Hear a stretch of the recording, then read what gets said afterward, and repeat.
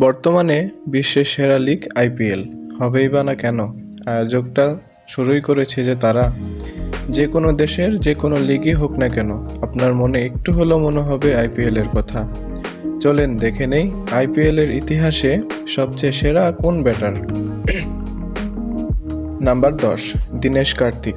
খেলেছেন RCB, Mumbai Indians, গুজরাটের মতো বড় বড় দলের হয়ে।